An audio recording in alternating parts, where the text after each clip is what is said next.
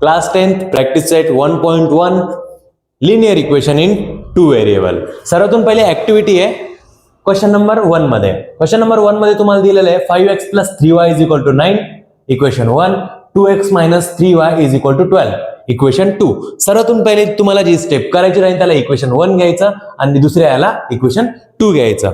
आता जर इकडे सिम्बॉल हे सारखी संख्या कोणती आहे 3y आणि 3y, ते दोघं सारखे आणि प्लस आणि मायनस आहे. जर सिम्बॉल अपोजिट मध्ये असले, जर यांचे सिम्बॉल अपोजिट मध्ये राहिले तर आपल्याला करायचंय ऍडिशन. जर सिम्बॉल अपोजिट आहे, बघा हा रूल कधी पण लक्षात ठेवा, सिम्बॉल जर अपोजिट असले, मी ना इंक टाकलीच नाहीये, रात्रीची इंक संपलेली आहे. सिम्बॉल जर अपोजिट असले, प्लस मायनस असला, मायनस प्लस असला, then we will be go through adding. And then जर जमत नसलं, सारखे असले, सिम्बॉल जर सेम असले,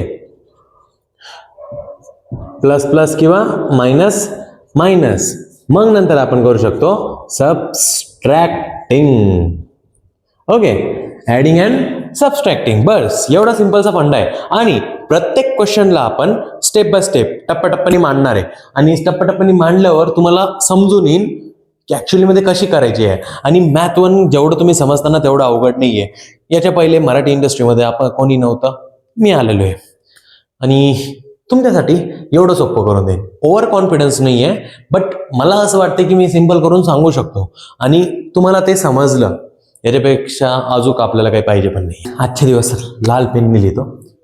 लेट्स ऍड इक्वेशन 1 and 2. तर इकडे सिम्बॉल सारखे सारखे, जर सारखे नसले तर आपल्याला गुणाकार करून त्यांना सारखा आणा लागणार आहे.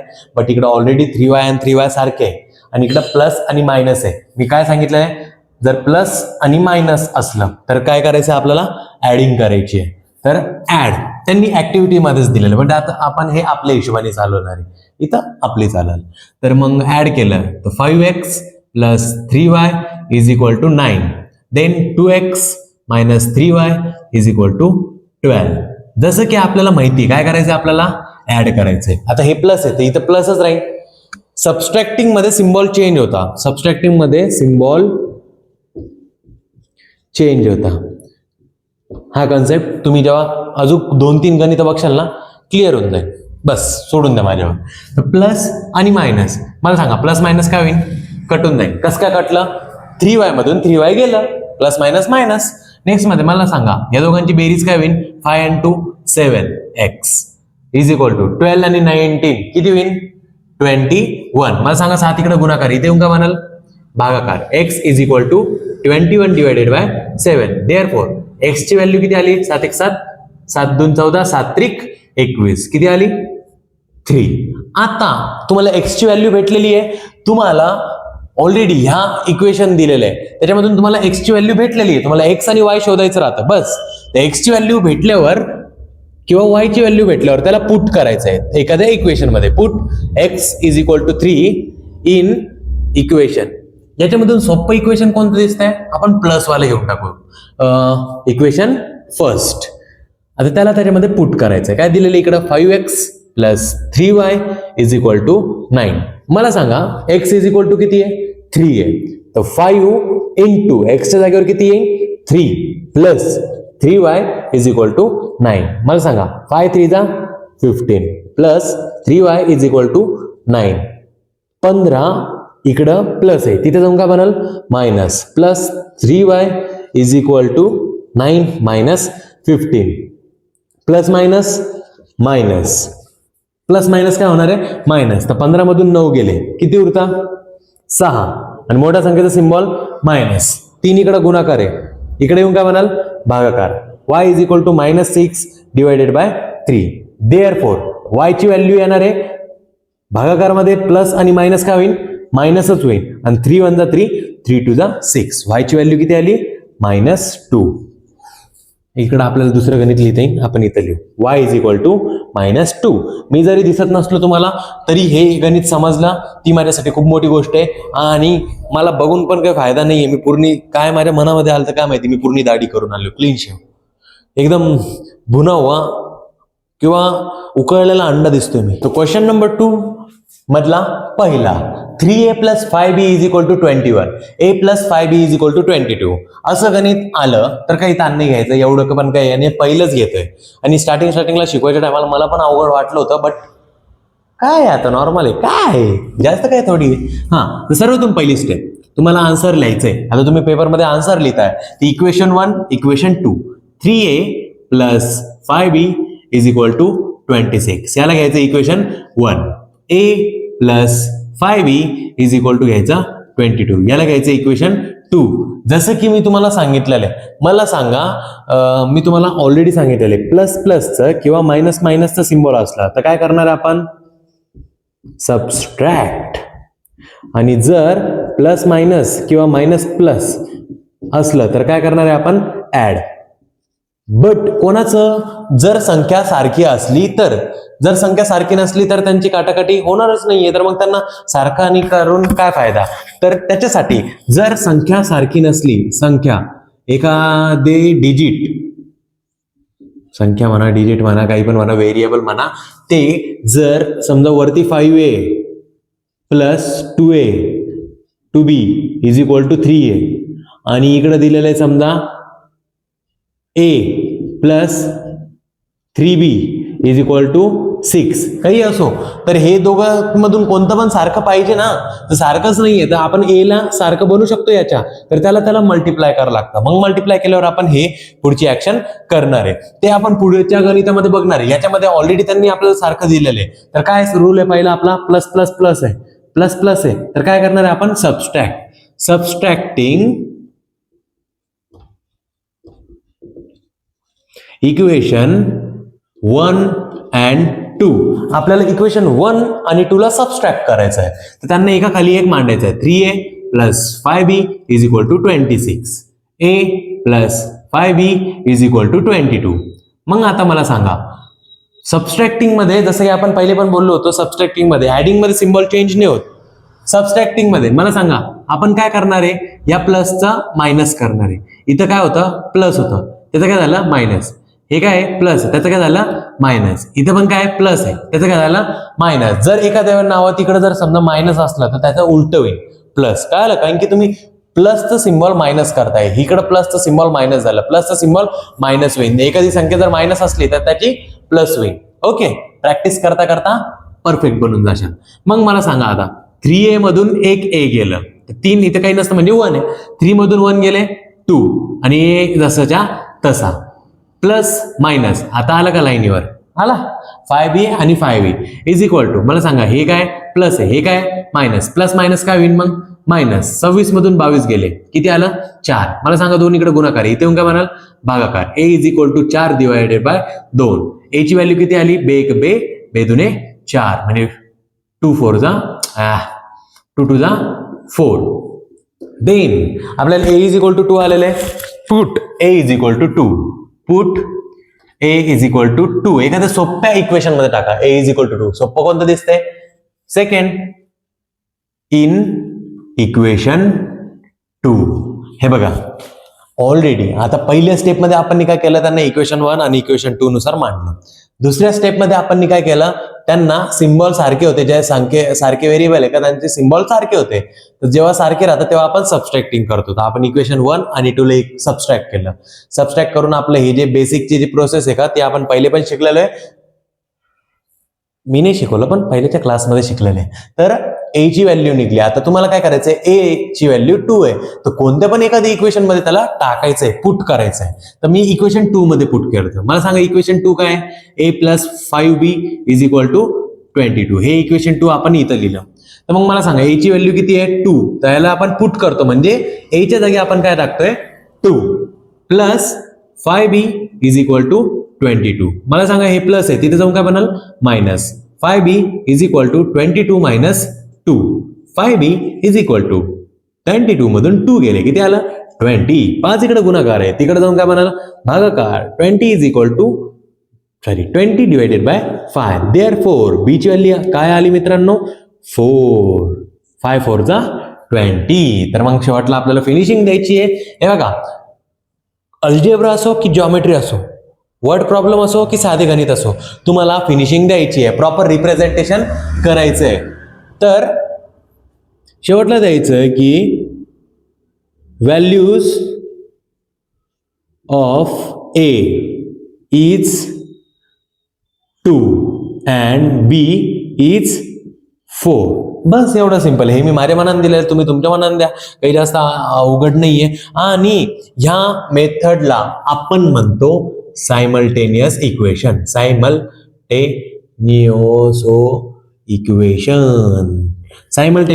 Equation. Solve the following simultaneous equation म्हणून तुम्हाला असा क्वेश्चन येईल आणि तो तुम्हाला सोडवायचा राहील. आता याच्यामध्ये आपण टप्प्याटप्प्याने का प्रत्येक प्रॅक्टिस सेटमध्ये वेगवेगळी मेथड बघणार आहे आणि त्याच्यासाठी आपण का त्यांचा यूज करून तुम्हाला कळवणार आहे. तर लिनियर इक्वेशन इन 2 व्हेरिएबलच्या पुढच्या सत्रात आपण बघणार आहे त्याचा दुसरा भाग. दुसऱ्या भागमध्ये त्यांनी सांगितलेलं आहे x + 7y. Question number 2, x + 7y = 10. 3x - 2y = 7. Nothing rather than we solve it. काही पण बोलतो बरं का मी. x + 7y = 10. Equation 1. 3x - 2y = 7. Equation 2. आता हे गणित मजेदार आहे. मजेदार म्हटलं की जास्त काही अवघड नाहीये.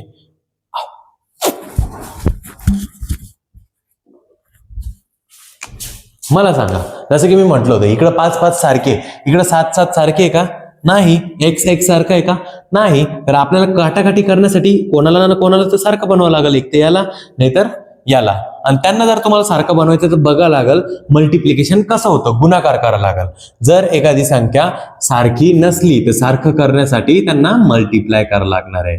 आणि मल्टिप्लाय करण्यासाठी आपण काय करणार आहे? सगळ्यातून पहिली स्टेप, मग नंतर दुसरी स्टेप. ठीक आहे. तर मग मला सांगा, आता 2 चे 7 बनू शकतात, 7 चे 2 बनू शकतं का? नाही. त्यांना क्रॉस मल्टिप्लिकेशन करावं लागेल. म्हणजे 7 ने 2 ला मल्टिप्लाय करावं लागेल, 2 ने 7 ला मल्टिप्लाय करावं लागेल. आणि एवढा वेळ आपल्याकडे एक्झाम मध्ये राहणार नाही आणि आपल्याला करायचं पण नाहीये. तर आपण काय करू, x चे आपण 3 बनू शकतो ना. इथं काय 1 आहे. 1 ला जर 3 ने मल्टिप्लाय केलं तर होऊ शकतं. या दोघांचं काही व्हा, पुढे यांना 3 ने आपण किती मल्टिप्लाय करू. तर आपल्याला काय करावं लागणार आहे, इक्वेशन 1 ला 3 ने मल्टिप्लाय करावं लागेल 3 आणण्यासाठी. एक मल्टिप्लाइंग काय करतोय आपण, मल्टिप्लाइंग इक्वेशन 2 बाय किती मल्टिप्लाइंग इक्वेशन 1. इक्वेशन 1 ला आपण कितीने मल्टिप्लाय करतोय, 3 ने. काऊन? कारण की आपल्याला इकडे 3 पाहिजे. जर इकडे 3 असला तरच गणित होईल आणि त्याच्याशिवाय केलं तर इकडे समजा मल्टिप्लाय केला. आता मला सांगा 3 ने आपल्याला याला पूर्ण मल्टिप्लाय करायचंय. 3 × x 3x प्लस 3 7 जा 21 y 3 10 जा 30. हे आपलं इक्वेशन 3. आता इक्वेशन 2 आणि 3 हे बघा, याची गरज संपली, फेकून द्या. Reality of life. तर 3x - 2y = 7. 3x + 21y = 30. 3x 3x सारखं आहे, पण दोघांचे सिंबल काय, प्लस प्लस. आणि मी सांगितलेलं काय, प्लस प्लस असलं तर काय करणार आहे, सबस्ट्रॅक्ट. सबस्ट्रॅक्टिंग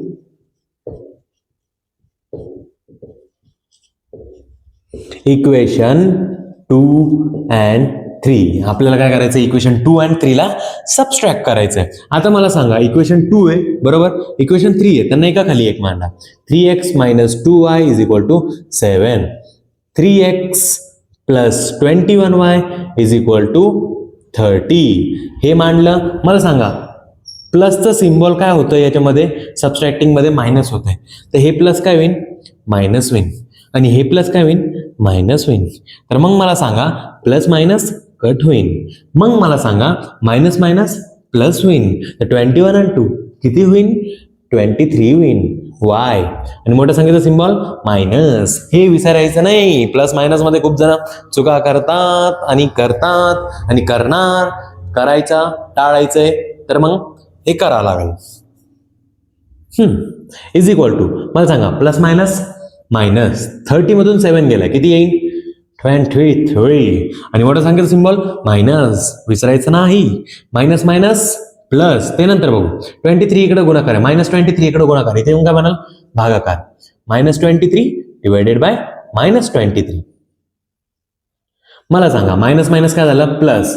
आणि 23 × 1 = 23. वायची व्हॅल्यू किती आली, 1. काही डाऊट नाही आहे ना, नसायलाच पाहिजे. तर आता आपल्याला हे जे y put y is equal to 1 एखाद्या सिंपल इक्वेशन मध्ये टाका.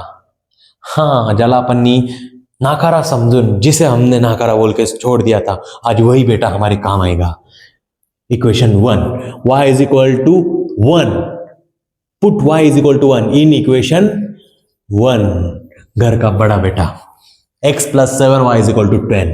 x plus 7y is equal to 10. And we know that the y ची value is 1. x plus 7 into y ची value किती आहे 1 is equal to 10. Understand my brother?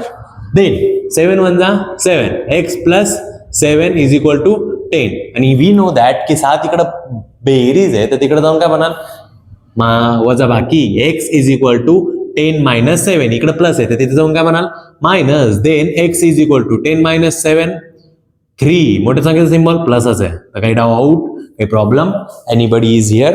Okay. आणि शेवटला finishing तुम्ही देऊन टाका. ही मोठी जबाबदारी आणि या राज्याचा कारभार मी आता तुमच्या हातात देतो सेनापती. पर्यंत पोहोचलो आपण. तर इकडे आपल्याला सेम करायचं आहे. इथपर्यंत आपण जे शिकलेलं आहे ना ते आता इकडे इम्प्लिमेंट करू. याला इक्वेशन 1 घेऊ, याला इक्वेशन 2 घेऊ. 2x minus 3y is equal to 9. Equation 1. 2x plus y is equal to 13. Equation 2. And as I earlier said, नको करू ट्राय, मला बनवता येतं, बोलता येत नाही. असो, तर इक्वेशन 1 आणि equation 2.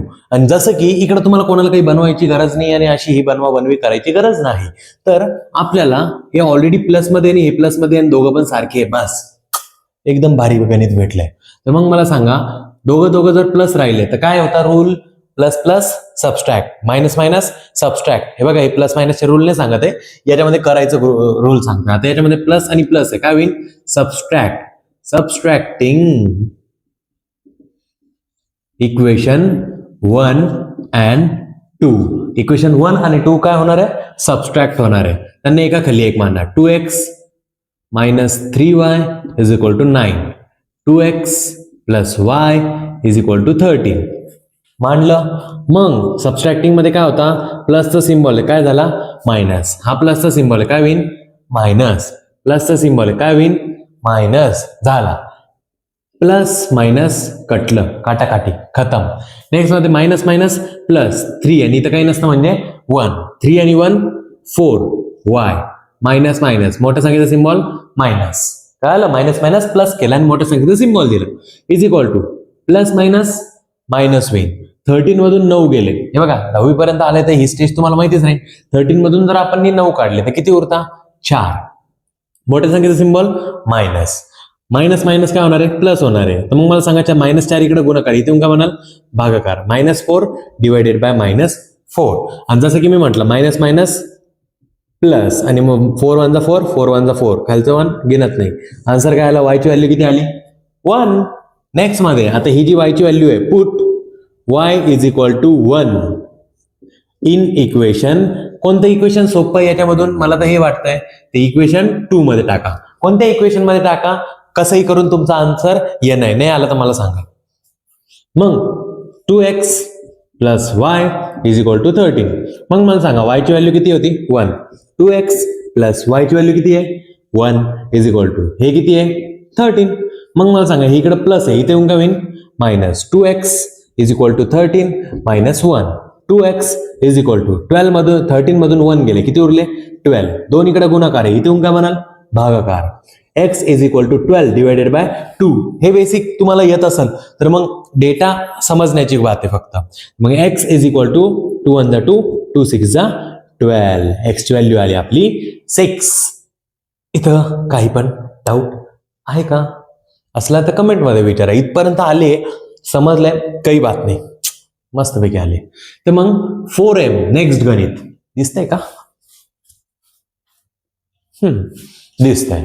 4m minus 3n is equal to 19. Equation 1. 5m minus 3n is equal to 19. Equation 1. m minus 6n is equal to minus 7. Equation 2. Equation 1 आणि 2 घेतलेलं आहे. मला सांगा, मी एक तर 3 ला 2 नी मल्टिप्लाय करून 6 बनवू शकतो. दोघं सारखे आहे का याच्यामध्ये? सगळं तुम्ही पहिले म्हटलं तर सारखे बघायचे. याच्यामध्ये सारखं होतं म्हणून आपण केलं, याच्यामध्ये सारखं नव्हतं म्हणून आपल्याला करावं लागलं. तर आता सारखं नसलं तर आपल्याला काय करावं लागणार आहे? मल्टिप्लाय. तर आपल्याला मल्टिप्लाय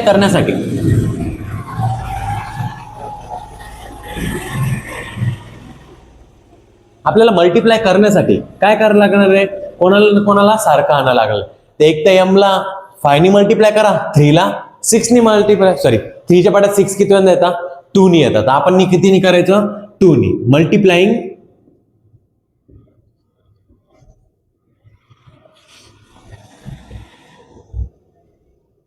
इक्वेशन. कोणत्या इक्वेशनला करायचं आपल्याला? पहिल्याला. काऊन? कारण की आपल्याला 3 ला काय बनवायचंय? 6 बनवायचंय. मी जादूगर आहे, 3 ला 6 पण बनवू शकतो. मॅथ्सवाला जादूगरच राहतो. आणि 3 ला 6 कसं बनवणार आहे मला सांगा? 3 च्या पाठात 6 किती वेळा येतात? 2. कितीनी मल्टिप्लाय करायचं? मल्टिप्लाइंग इक्वेशन 1 बाय कितीनी मल्टिप्लाय करायचं? 2. 5m minus 3n is equal to 19. Sorry my mistake. कितीनी मल्टिप्लाय करायचं आपल्याला? 2 नी मल्टिप्लाय करायचंय. तर मग मला सांगा, 2 5 जा 10, इथं m मायनस झाला तसं, आणि 2 3 जा 6n आलं, आणि इज इक्वल टू 19 2 जा 38. काय आलं? याला घेऊ आपण इक्वेशन 3. आणि जसं की आपलं काम झालं, इक्वेशन 1 ला खतम, फेकून द्या. आता इक्वेशन 2 आणि 3 आपल्या कामाचे. 2 आणि 3 मध्ये काय? -6 सारखे. मायनस असलं तर काय होणार आहे? Subtract. Subtracting equation 2 and equation 3. Equation 2 आणि 3 ला एका खाली एक माना. m -6n is equal to -7. 10m -6n is equal to 38. जसं की मी म्हटलं, प्लसला मायनस, मायनसला प्लस. प्लस आहे ना, त्याचा सिम्बॉल काय होईल? हे बघा, सिम्बॉल चेंज फक्त सबस्ट्रॅक्टिंग मध्ये होईल. ऍडिंग मध्ये आपण कशाच प्रकारचा सिम्बॉल चेंज केलेला नाहीये.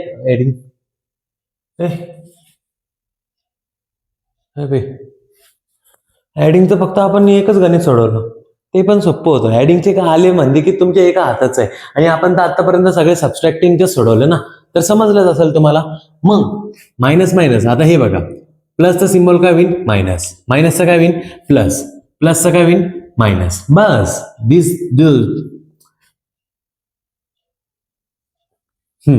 तर 10 मधून m गेला म्हणजे 10 मधून 1, इथं काही नसतं म्हणजे 1. प्लस मायनस मायनस, 10 मधून 1 गेला 9. m जहा तसा, मोठ्या संख्येचा सिम्बॉल मायनस. बस. मग नंतर इथं काय दिलेलं आहे आपल्याला? Minus plus minus. तर काय कट होणार आहे? यांचं काही गरजच नाही. मायनस प्लस मायनस झालं ना, 6 मधून 6 गेले 0, काहीच उरलं नाही. मग नंतर इकडे काय? मायनस आहे, आणि इकडे पण काय? मायनस आहे. मायनस मायनस काय होणार आहे? प्लस. तर मग मला सांगा, 38 आणि 7 किती होणार आहे? 45. मोठ्या संख्येचा सिम्बॉल काय? मायनस. बस. हे बघा, काय नाही इकडं. आता मायनस 9 आहे, 9 इकडं गुणाकार, इथे काय बनणार आहे? भागाकार. m is equal to -45 divided by -9. तर मग जसं की तुम्हाला माहिती आहे, 9 1 9, 9 5 45. तर मग m इज इक्वल टू किती आलं? Minus plus 5. m is equal to किती आलं? +5. मग पुढं काय करणार आहे? हे जे m इज इक्वल टू 5 आहे, m is equal to 5 in equation, एखादं सोपं इक्वेशन घ्यायचं आणि त्याच्यामध्ये पुट करायचं. ते इक्वेशन 2 घेऊ. आता तुम्ही म्हणशाल प्लस मायनस आहे की सर त्याच्यामध्ये? अरे काही ताण नाही घ्यायचा मित्रांनो. m -6n is equal to -7. जसं की आपण मी सांगितलेलं आहे, ते m इज इक्वल टू 5. तर m ची व्हॅल्यू किती आहे? 5 -6n इज इक्वल टू -7. 5 इकडं बेरीज आहे, इकडे येऊन काय म्हणाल? वजा बाकी.